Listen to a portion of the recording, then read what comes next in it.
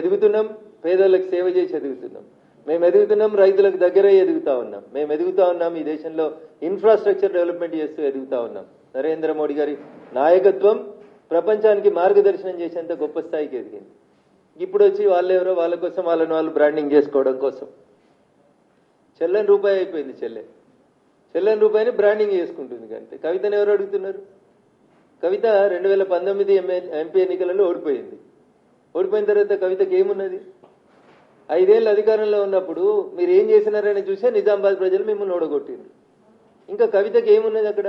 ఏం లేదు. కష్టపడేదో నాన్న ప్రేమనో కొట్లాడనో ఏడ్చుతోటో ఎమ్మెల్సీ తెచ్చుకున్నారు. ఇవాళ చెల్లకుండా పోయినటువంటి కవిత గారు జనబాహల్యం లోపల పోటీ చేస్తే ప్రజలు ఆదరిస్తలేరని చెప్పి వచ్చి సెల్ఫ్ బ్రాండింగ్ పంచాయతీ ఏముంది ఇందులో? ఏం గొప్ప చేసిందని కవిత?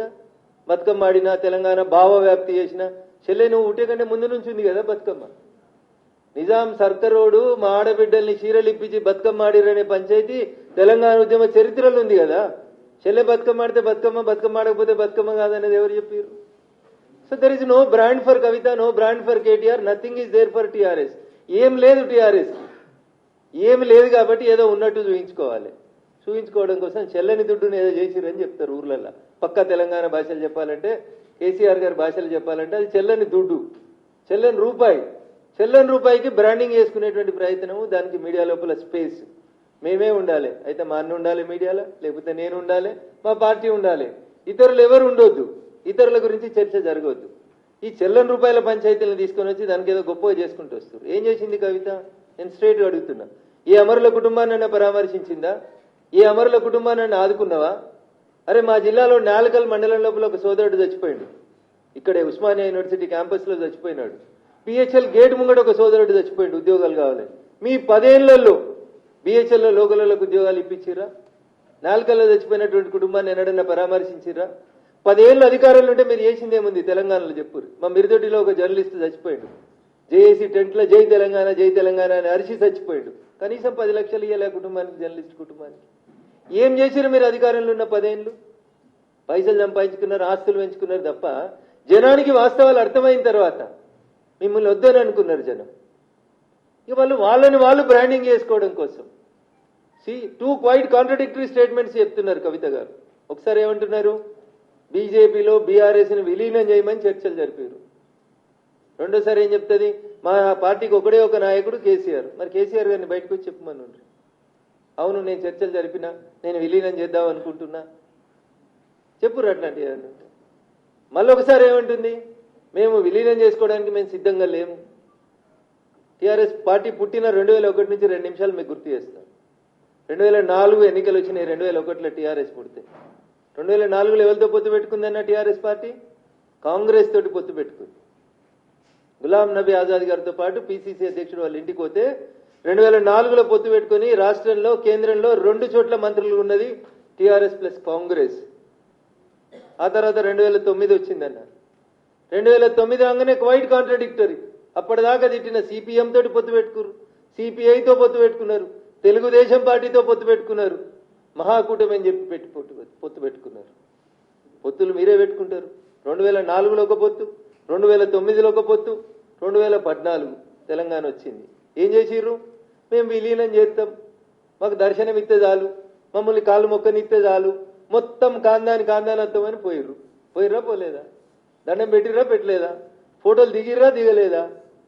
పొత్తులు మీరే పెట్టుకుంటారు, విలీనాలు మీరే చేసుకుంటారు, మీరే ప్రకటనలు చేసుకుంటారు, మీరే ఆలింగనాలు చేసుకుంటారు. పోనీ ఎన్నడన్నా బీజేపీ తోటి మీకు మాకు ఏమైనా పొత్తుందా? ఇవాళ ఈ రాష్ట్రంలో భారతీయ జనతా పార్టీ ఒంటరిగా ఎదుగుతున్న బీజేపీని చేసేందుకు చెత్త పంచాయతీలు, చెత్త స్టోరీలు తప్ప ఏముందన్న అందులో? ఎవరు అడిగారు నేను విలీనానికి? ఎవరు అడిగారు నేను పొత్తు పెట్టుకోమని? నీతో పొత్తు పెట్టుకోవాల్సిన అవసరం మాకేముంది? 2014 నుంచి 2018 మీ నాయన పరిపాలన తర్వాత 19 ఎన్నికలలో మేము 4 ఎంపీలు గెలిచిన వాళ్ళం. 2019 ఎన్నికలలోనే 4 ఎంపీలు గెలిచినాం. 24కి వచ్చేసరికి 4ను 8 చేసుకున్న వాళ్ళం మేము. సో భారతీయ జనతా పార్టీ సొంతంగా ఈ రాష్ట్రంలో తన కాళ్ల మీద తాను నిలబడుతున్నప్పుడు మమ్మల్ని ప్రత్యక్ష యుద్ధంలో గెలవడం చేతగానోళ్ళు, అశ్వత్థామ అథో నరో కుంజరో అన్నట్టు సాటుకుంటే అందరు కలిసి ఆలింగనాలు చేసుకొని ఎవరికి పైసలు ఇస్తున్నారు, ఎవరెవరితోటి రాపిస్తున్నారు, ఎవరెవరు ఎందుకు రాస్తున్నారు, ఇవందరి ఉద్దేశం భారతీయ జనతా పార్టీ తెలంగాణలో ఎదుగుదలని ఆపాలి. ఇది అయ్యేది కాదు, అది పోయేది కాదు. మేము చాలా స్పష్టంగా ప్రజల మనసులు గెలుచుకొని ఓట్లకు పోతున్నాం తప్ప మేము పైసల పంచాయతీ చేస్తలేము. మీ దగ్గర మస్తు పైసలు ఉన్నాయి, మస్తు పైసలు ఇచ్చిర్రు. 2023 డిసెంబర్ ఎన్నికల ఫలితాలని తారుమారు చేసుకునేందుకు ప్రయత్నం చేసిర్రు, జనాలని మభ్య పెడదామని చూసిర్రు. పైసలు గెలిపి ఎప్పుడు కూడా ప్రజలకు సేవ చేసేటోళ్ళు గెలుస్తారు తప్ప పైసలు ఇచ్చేటోళ్ళు కాదు. అందుకని ఈ పొత్తుల పంచాయతీలు, విలీనాల పంచాయతీలు, భారతీయ జనతా పార్టీతో బీఆర్ఎస్ పొత్తు విలీనం ఇట్లాంటి చర్చ ఏ రోజు జరిగిందని నేను అనుకుంటలేను. మా హైకమాండ్ తోటి కూడా ఎవరు జరిగింది చేసిందని కూడా పార్టీ పెద్దల దృష్టిలో అయితే ఎక్కడ లేదు. అయినా నేను ఒకటి అడుగుతాను, ఊకే చిట్ చాట్ ఏందన్నా? ధైర్యం ఉన్నది కదా నీకు, డైరెక్ట్ ప్రెస్ మీట్ పెట్టు. చిట్ చాట్ ఏంది అంటే మీడియా మిత్రులు ఏదో గోల్మాల్ చేస్తానుక తెల్లారి పేపర్లో ఒక వార్త వచ్చి అందరు దాని మీద విరుచుకపడితే లేలే నేను అనలేదు, మీడియా తప్పుగా రాసింది, మీడియాకి తప్పుగా అర్థమైందని చెప్పుకోవడం. ధైర్యం ఉంటే ప్రెస్ మీట్ పెట్టుర్రి, పెట్టి చెప్పు మా అన్న నా మీద పేడ్ ఆర్టికల్స్ రాపిస్తుండు, ఇగో పలానా టీవీ ఛానళ్లు పేపర్లు నా మీద తప్పుడు వార్తలు దుబాయ్కి వెళ్ళి రాసినాయి, వాటి మీద కేసు పెట్టుర్రి. చిట్ చాట్ ఎందుకన్నా? ఏంది చిట్ చాట్ అంటే? తప్పించుకునేందుకు మార్గమా? ఆ పేపర్ వాళ్ళు తప్పు రాసిరు, ఆ పేపర్ వాళ్ళకి నా భాష అర్థం కాలేదని చెప్పుకోవడానిక? పుట్టిటాన్ పేపర్ నాయనకే ఉత్తరం రాయగలిగిన దమ్ము ధైర్యం ఉన్న వాళ్ళం మనం, మస్తు 100 ఉత్తరాలు రాసిన వాళ్ళం మనం. ప్రెస్ లో కూడా ఒక ఉత్తరం రాస్తే అయిపోతుంది కదా, పాపం వాళ్ళని ఎందుకు గోసపెట్టు? నేను అనలే, నేనన్నా, నువ్వు అనలే, నేనన్నా, ఇవన్నీ ఏం పంచాయతీలు?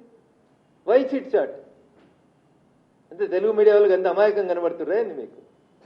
డైరెక్ట్ ప్రెస్ మీట్ పెట్టుర్రి, డైరెక్ట్ చెప్పుర్రి, ఉన్నట్టు చెప్పుర్రి, కుండబద్దలు కొట్టినట్టు. లేనిదెందుకు? లేని మాటలు ఎందుకు? లేని పంచాయతీలు ఎందుకు? కాబట్టి కవిత గారికి నేను చెప్పదలుచుకుంది ఏంటంటే, మీరు మీ కుటుంబ పంచాయతీ, మీ ఆస్తుల పంచాయతీ, మీ పార్టీల పంచాయతీ, మీ వారసత్వ పంచాయతీ, మీ అన్నతోటి మీకు పంచాయతీ, మీ సీట్ల కోసం పంచాయతీ, నీకేమన్నా శాసన మండలిలో ఫ్లోర్ లీడర్ పంచాయతీ, ఇట్లాంటివి ఏమన్నా ఉంటే మీరు తెలుసుకోండి. శాసన మండలిలో ఫ్లోర్ లీడర్ తిరగకపోతే కొట్లాడుకో మీ నాయనతో తలపెట్టుకొని. దానికి చిట్ చాట్ల పేరిట మా పార్టీని, భారతీయ జనతా పార్టీని అనవసరమైనటువంటి వివాదంలోకి లాగొద్దని సోదరి కవిత గారికి నేను ఈ సందర్భంగా చాలా స్పష్టంగా చెప్పదలుచుకున్నాను.